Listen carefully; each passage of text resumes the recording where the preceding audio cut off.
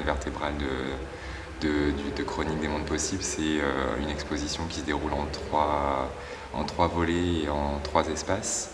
Donc avec une partie à la Fondation Vasarely, la plus grosse partie, une partie à Seconde Nature dans notre espace aussi en centre-ville et au Muséum d'Histoire Naturelle.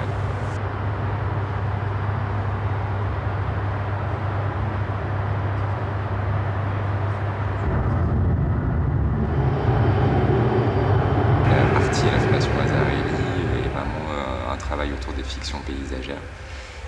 C'était une commande à la base de Marseille-Provence sur le paysage, véritablement pour dialoguer avec des grandes expositions qui a eu lieu sur les peintres impressionnistes, Cézanne ici, qui est la figure tutélaire un peu d'Aix. Donc j'ai réfléchi à partir de ça, comment on peut sortir de ce questionnement déjà maintes fois rebattu ici, et pour aller sur des questions autour du paysage technologique. Et ce qui m'a aussi donné l'idée du titre de Chroniques des mondes possibles, parce que c'est toujours l'idée de cette coexistence de paysages hybrides qui voit le jour véritablement, entre la coexistence entre le physique, le virtuel, l'éclatement des frontières aussi. Donc finalement la fin de notre monde unique.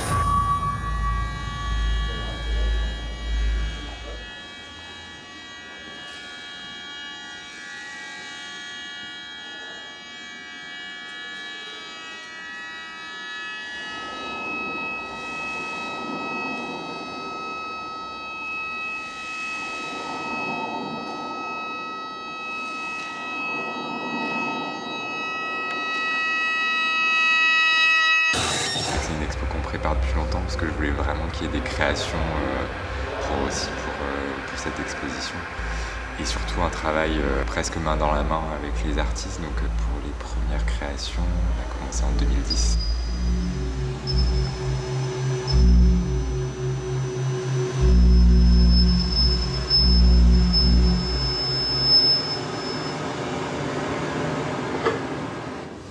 On a vraiment envie de peut-être plus que de travailler Chroniques des mondes possibles, de travailler Utopie, puisque le festival s'intègre dans une plateforme beaucoup plus grande que Chroniques et qui associe des acteurs marseillais, aixois.